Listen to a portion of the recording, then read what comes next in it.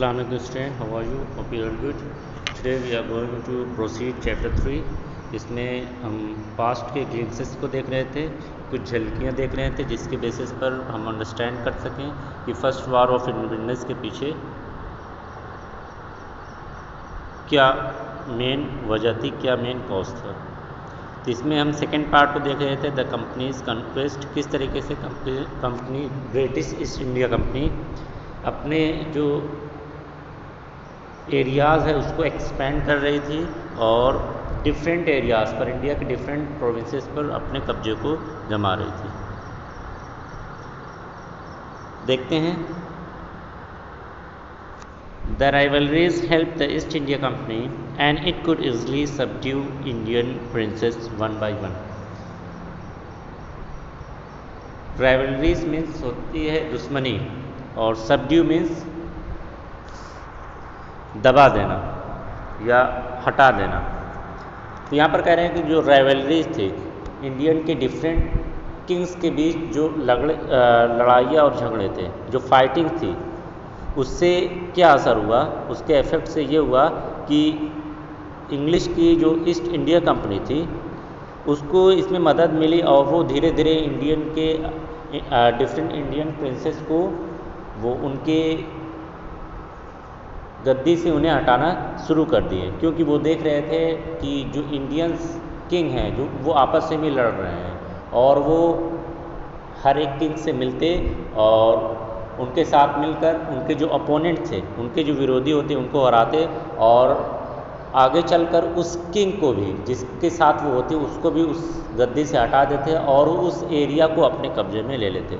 इस तरीके से वो वन बाय वन कर सारे इंडियन प्रिंसेस को उनके अधिकार क्षेत्र से, जो इनका एम्पायर था, उससे वो सबड्यू करते रहे, उससे हटाते रहे। A far seeing ruler like the brave Tipu of Mysore fought the British till he died fighting. अब इसी में एक फार सीइंग रूलर था। फार सीइंग रूलर्स आप पढ़ चुके हैं, जो कोई भी फैसला ले उसके पीछे वो फ्यूचर को देखे, फ्यूचर को देखकर वो कोई भी फैसला ले। तो इसी तरीके से फार सीइंग रूलर्स थे। कौन? मैसूर के टीपू सुल्तान, ब्रेव टीपू सुल्तान, जो ब्रिटिश से लड़ते रहे। कब तक? जब तक उनके अंदर जान थी और उनसे लड़ते हुए ही वो शहीद हो गए।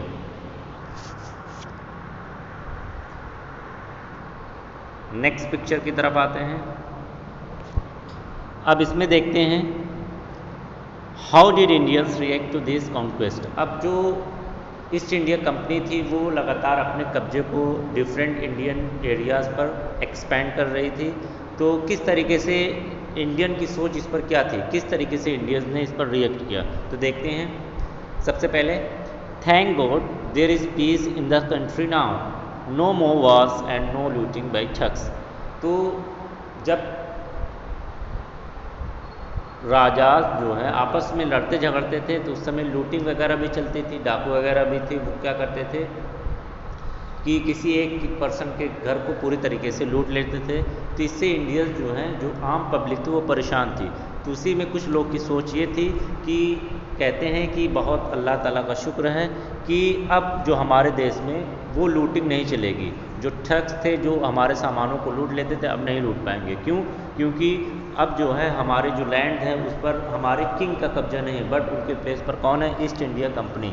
जबकि ये उनकी गलत फहमी थी, क्योंकि कभी भी एक फॉरेन देश से आई हुई ईस्ट इंडिया कंपनी कभी भी उनको फ़ायदा नहीं दे सकती थी। तो ये सोच थी उनकी। जबकि वो फ्यूचर के बारे में फार सीइंग नहीं थे, आगे के बारे में नहीं सोचते थे। करंट प्रेजेंट टाइम में तो उनको जो है कुछ सुकून तो मिल रहा था, बट इन फ्यूचर में उनकी क्या कंडीशन होने वाली थी इसके बारे में बिल्कुल भी वो सोच नहीं रहे थे।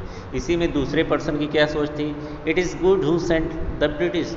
दूसरा क्या कह रहा है? ये बहुत अच्छा है, sorry, it is God who sent British.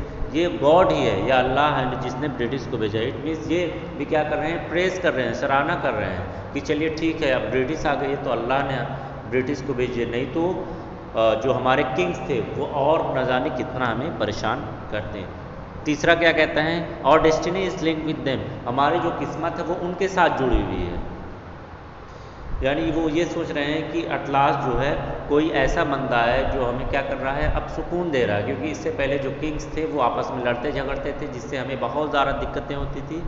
तो ये डिफरेंट ओपिनियन है, सोच है इंडियंस की, जब जो ईस्ट इंडिया कंपनी जो है वो अपने कॉन्क्वेस्ट को धीरे धीरे एक्सपैंड कर रही है। अब नेक्स्ट पिक्चर की तरफ आते हैं। नेक्स्ट पिक्चर में क्या सोच रहे हैं, the white man has killed और डिथ्रोन आवर किंग्स। अब इसमें देखिए एक पर्सन क्या सोच रहा है कि जो वाइट मैन है, वाइट मैन किसको कहा गया है, जो ब्रिटिश ईस्ट इंडिया कंपनी के जो कंपेनियन हैं, जो उसके मेंबर्स हैं, उनको वाइट मैन कहा जा रहा है। उसने क्या कर दिया, हमारे किंग को किल कर दिया, या डिथ्रोन मीन्स गद्दी से उन्हें हटा देना है या उनके बादशाह से हटा देना। तो ये सोच रहे हैं। सेकंड क्या कहते हैं, now we have become slaves of foreigner. Slave means गुलाम, कह रहे हैं कि अब हम फॉरेनर्स विदेश लोगों के हम गुलाम बन गए हैं। Some king were not good but after all they were of this land. अब तीसरा क्या सोचता है, कुछ हम मानते हैं कि कुछ राजा अच्छे नहीं थे, लेकिन इन सब के बाद भी वो तो हमारे लैंड के ही थे, हमारे इस देश के ही थे, लेकिन अब जो लोग हमारे ऊपर हुक्म चला रहे हैं वो तो फॉरेन लैंड के हैं, वो दूसरे देश के हैं। तो यहाँ पर ये जो है कुछ लोग ऐसे थे, ये पिक्चर के थ्रू ये शो करने की बात कही जा रही है कि कुछ लोग ऐसे थे जो ब्रिटिश के कॉन्क्वेस्ट से खुश थे, वो प्रेज कर रहे थे, उसकी तारीफ कर रहे थे। But on opposite some people were there who were opposing, जो ब्रिटिश कॉन्क्वेस्ट था उसको क्या कर रहे थे, अपोज कर रहे थे, उनके खिलाफ थे, और वो नहीं चाहते थे कि कोई फॉरेनर आकर उनके देश पर कब्जा करे और उस देश को चलाए, उनके लोगों को मारे। ऐसे कामों से उन्हें तकलीफ थी। तो ये डिफरेंट ओपिनियन थी इंडियंस की। नेक्स्ट पेज पर आते हैं।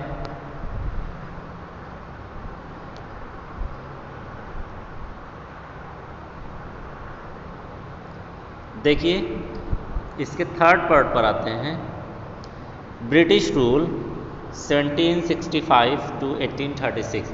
अब इसमें हम बढ़ने जा रहे हैं ब्रिटिश रूल जो 1765 से कब तक रहा, 1836 तक। इट मीन्स अब जो ब्रिटिशर्स हैं, ईस्ट इंडिया कंपनी है, वो पूरी तरीके से अपने कब्जे को जमा चुकी है इंडियन में, और वो रूल करना स्टार्ट कर दी है।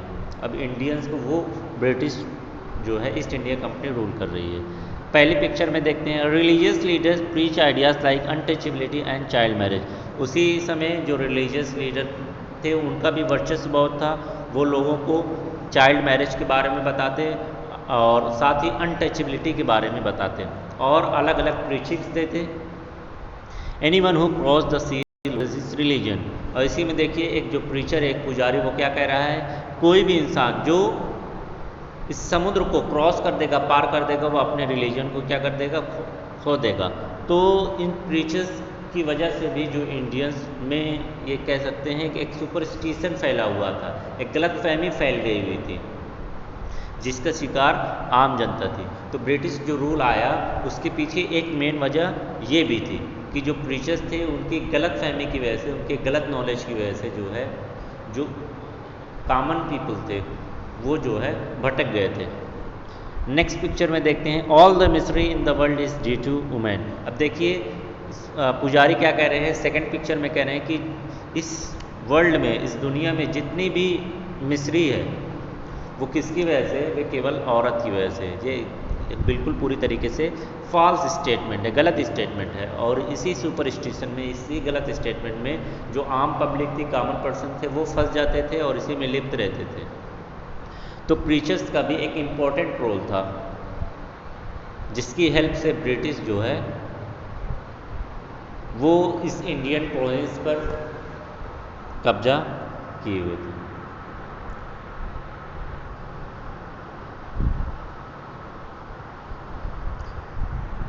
थर्ड पिक्चर की तरफ आते हैं, क्या है, the truth was the Indian has lost self respect, the British gone them.